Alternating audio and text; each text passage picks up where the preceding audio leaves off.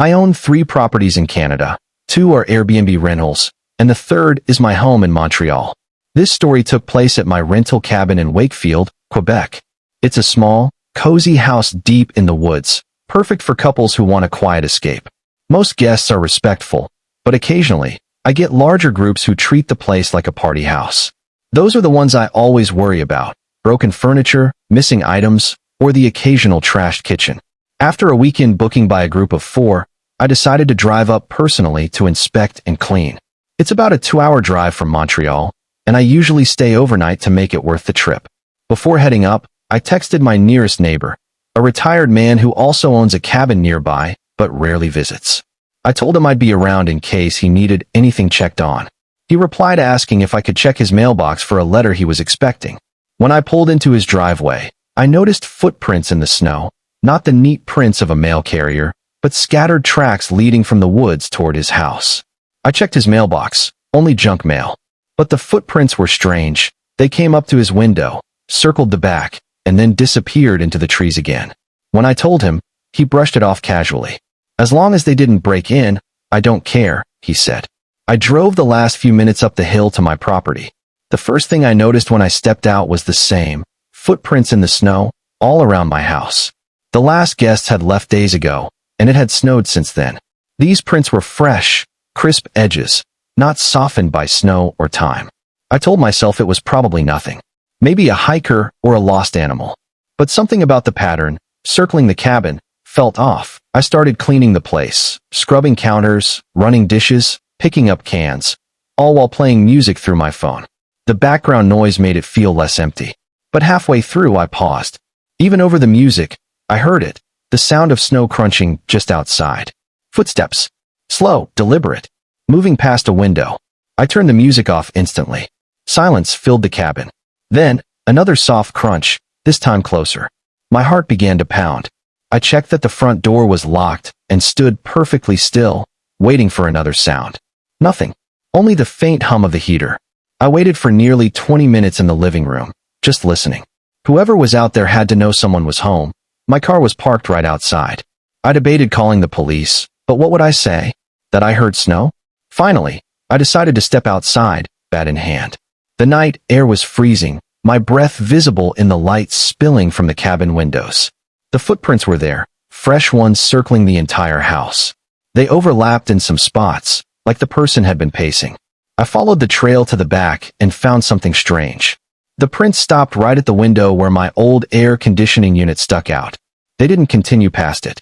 It was as if whoever it was had climbed up. Onto the roof, maybe? I looked up, flashlight trembling slightly in my hand, but saw nothing but darkness and falling snow. My gut twisted. I went back inside, locked everything, and stayed up cleaning. Anything to distract myself. Later, I ordered food from a delivery app. When it finally arrived, I didn't even open the door fully, just enough to grab the bag. That night, it snowed again. The kind of heavy snow that muffles every sound. I should have felt safe knowing no one could move quietly outside anymore. But I didn't.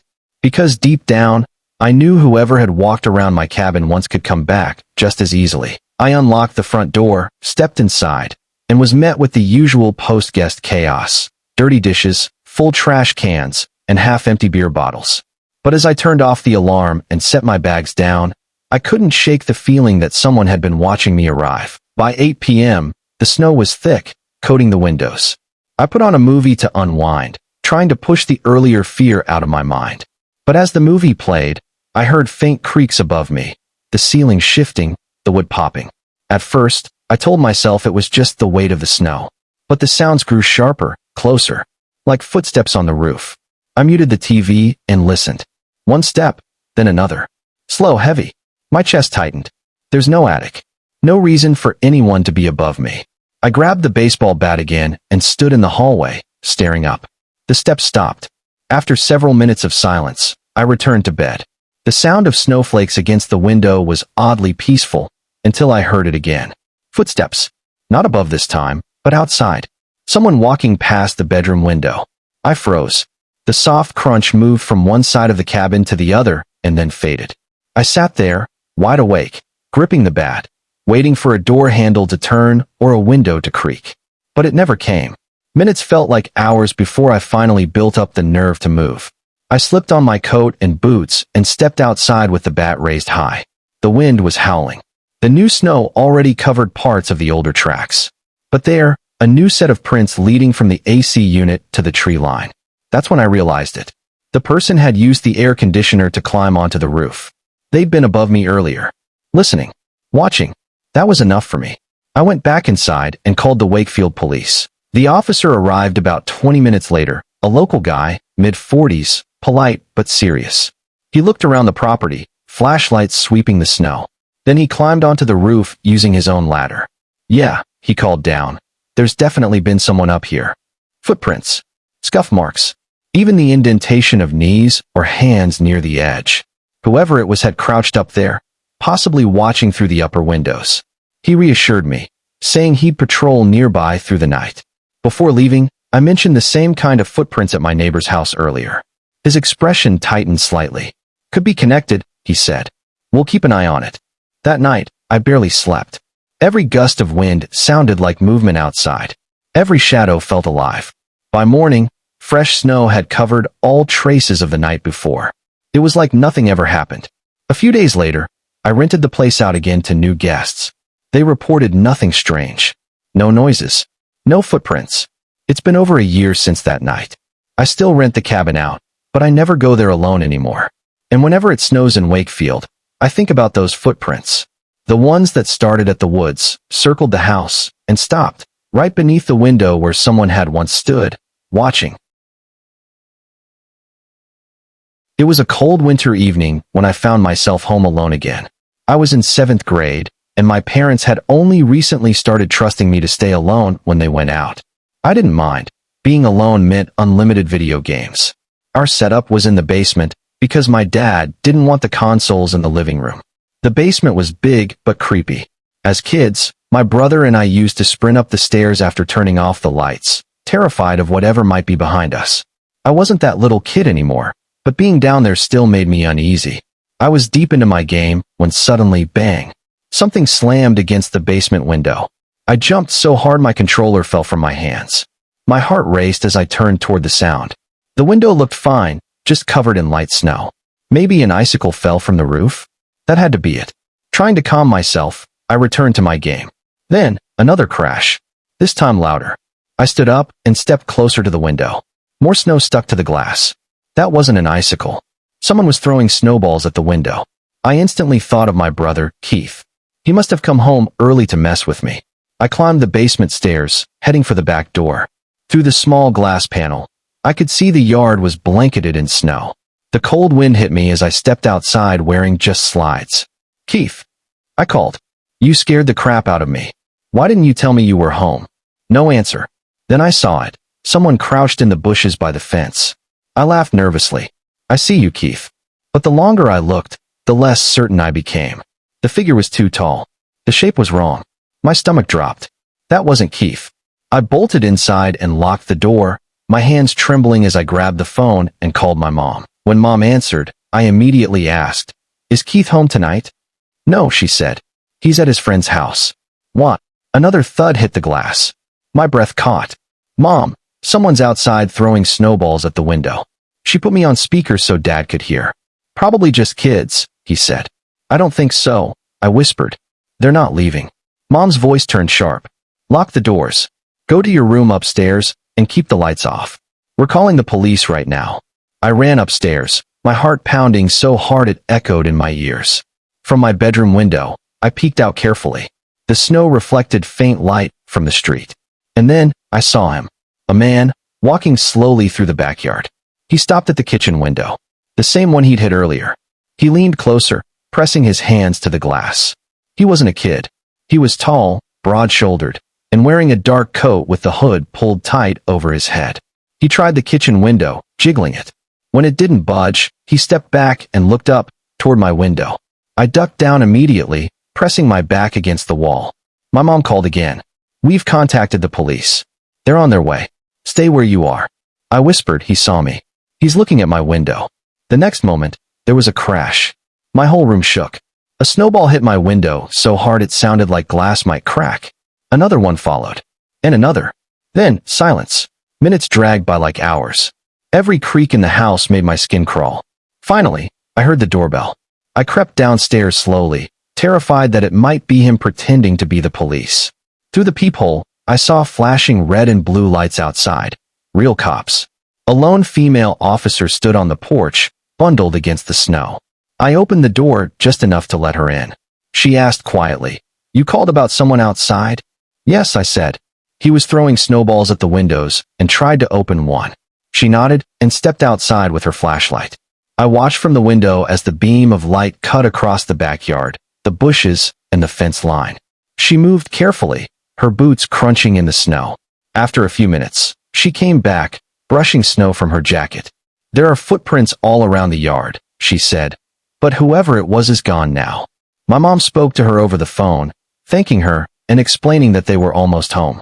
The officer smiled gently at me and said, "You're safe. I'll wait here until your parents arrive."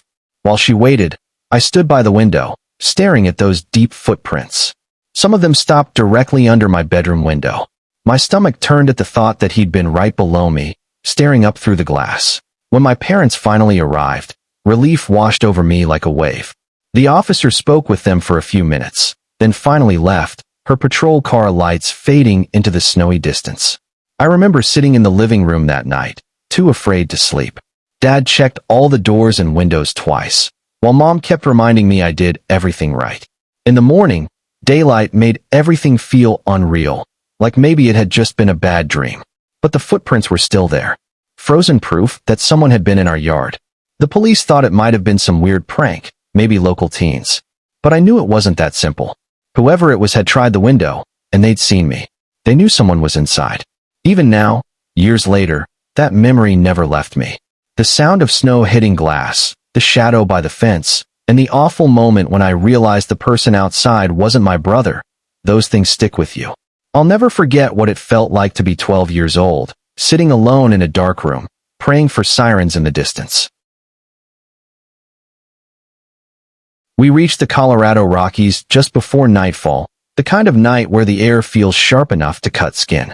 It was me, my girlfriend Trish, my best friend John, and his girlfriend Katie. We'd planned a long weekend at John's family cabin, isolated, buried deep in the woods, and surrounded by mountains draped in snow. It sounded peaceful, but peace was the last thing we'd find. That first night was perfect. Snowflakes drifted lazily down as we sat in the steaming hot tub, glasses of wine in hand, the forest stretching endlessly around us. The glow from the cabin windows shimmered against the snow, and for a moment, everything felt dreamlike. We didn't notice how quiet the woods had gotten. No wind, no rustling, just silence. When we finally went inside, the storm started to pick up. Flurries turned into heavy flakes, and by morning, the world outside was white. John was thrilled. He dragged me to the shed to fire up his family's old quad bike. It took a jump from my truck, but once it started, we spent hours tearing through the woods, drifting across open fields, vanishing into fog-drenched trails, our laughter echoing through the trees. The girls stayed behind to nap, while John and I decided to hike up the mountain trail behind the property. The fog had thickened, swallowing everything beyond a few feet ahead. I remember asking him, "You sure you know the way back?" He grinned. "Trust me, man. I've done this trail 100 times." Half an hour into the climb, snow started to fall harder. The wind picked up, howling between the trees. The whiteout was so intense that the world around us disappeared. Then, somewhere behind us, came a sound, low and drawn out. It wasn't wind. It wasn't an animal. It was human, a moaning hum that rolled through the snow. I froze. "John, did you hear that?" He turned, eyes narrowing into the storm. No, wait. There it was again, louder this time. We stood perfectly still. The mountain was silent, except for that strange, hollow sound echoing through the fog. Then, faint but clear, came the crunch of footsteps behind us. We turned at the same time, scanning the trees, but the fog was too thick. Everything beyond 20 feet was just white noise and shadows. John whispered, "Probably an animal." I wanted to believe him, but those footsteps weren't random. They matched ours, slow, deliberate, stopping when we did. Whoever was out there was following us. We started walking faster down the trail, our boots crunching through the deep snow. The sound followed, steady, dragging, closer. My pulse pounded in my ears. I said quietly, "That's not an animal, John." He looked over his shoulder, uneasy now. "Yeah, let's move." The snow came harder, a full blizzard swallowing us whole. The trees leaned overhead like black skeletons, and I swear I saw movement. A shape shifting between them, human-sized, too dark against the white. We half ran down the mountain, lungs burning from the cold. Then, from behind us, that sound again. The long, low moan, almost like someone calling for help. But it wasn't a voice. It was broken, distorted, stretched by the wind. "Keep going," John yelled. Then my phone vibrated in my pocket. No service all day, and suddenly, dozens of messages came through at once, from Trish. Her words froze me mid-step. "Is that you and John outside? Someone's walking around the cabin." They looked through the window. "What?" I muttered. I tried calling, but the signal died. John saw my face pale. "What is it?" I shoved the phone at him. They saw someone outside. We started sprinting. The sound followed us, closer, heavier, faster. Branches cracked behind us, snow kicked up from unseen feet. We could see the faint lights of the cabin glowing through the fog, but they felt miles away. We stumbled into the clearing, lungs screaming, and the cabin appeared, warm light in a sea of white. We pounded on the door. Trish yanked it open, eyes wide with panic. Katie was behind her, trembling. "There were two people," Trish said, voice shaking. "They were walking around out there. One of them came up to the window." John slammed the door shut and locked it. Outside, the storm howled, but under it, faint and unmistakable, came a single knock on the glass. Just one. Slow. Measured. Like it wanted us to know it was still there. The knock froze us all. One, slow, deliberate tap against the window pane. Then silence. No wind. No footsteps. No whisper. Just the sound of our own breathing. John raised the gun, his finger trembling against the trigger. "Stay behind me," he whispered. The four of us stood there, staring at the living room window.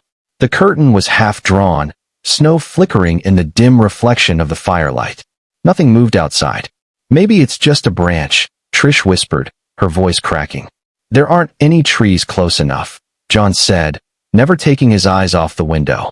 Then it came again, another knock. This time, faster. 3 in a row. Katie gasped and backed away. "Oh my God, they're back." I moved toward the window, heart pounding so hard I could hear it in my ears. "Wait," John said sharply, "don't." But I needed to see. I grabbed the edge of the curtain and pulled it open. Nothing. Just the endless swirl of snow. The forest was a wall of white. No movement, no figure. But still, the sense that something watched us was overwhelming. We shut off the lights. The room went dark except for the orange glow of the fireplace. We stood silently, waiting for another knock. None came. After a minute, John lowered the gun a little. Maybe whoever it was left. But I wasn't convinced. My phone was in my hand, checking for service again, still nothing. I could feel Trish shaking next to me, her breath short and shallow. We decided to stay together in the living room. John turned off the fire to darken the cabin more, hoping that if someone was outside, they'd think we'd gone to bed. Hours passed, or maybe it just felt that way. The storm raged louder, pressing against the cabin like an angry ocean. And then, faintly, through the howling wind, came a sound we couldn't mistake. A slow, drawn-out creak of the back porch steps. John's head snapped toward the sound. Someone was out there again, this time, moving around the cabin, their boots crunching in the snow, circling, slow and deliberate. Whatever it was, it hadn't left. It was waiting, watching, and it knew we were awake. The sound of footsteps circled the cabin. Crunch, pause, crunch. Every step was slow, deliberate, heavy. Whoever, or whatever, was out there wanted us to know. John motioned for us to stay down. He crept toward the door, the gun tight in his hand. I followed, just close enough to see the frosted window pane on the front door fog as something brushed against it. Then came a scraping sound, nails, or metal, dragging across the glass. Katie muffled a cry with her hand. Trish's eyes were wide, reflecting the dying glow of the fire. John whispered, "If they try the door, I shoot." We waited. Seconds turned to minutes. The wind screamed through the trees, rattling the roof. And then, like a whisper, the footsteps stopped. The silence was worse than the noise. John slowly turned the lock on the door to make sure it was sealed. "We wait till morning," he muttered. I tried to agree, but the feeling in my gut told me morning might never come. We huddled together in the living room. The storm outside was relentless, erasing everything, even the world beyond the window. Then, faintly, I heard it again. The humming. That same low, moaning hum from the mountain. It came from right outside the cabin. John raised his gun, eyes darting toward the window. I peeked through a slit in the curtain, and there it was. A figure, standing just beyond the glass. It was tall, too tall, with its head tilted unnaturally to one side. The storm blurred its shape, but I could make out a pale outline, motionless, facing the house. "John," I whispered, "there's someone out there." He rushed to the window, but when he looked, nothing. The figure was gone.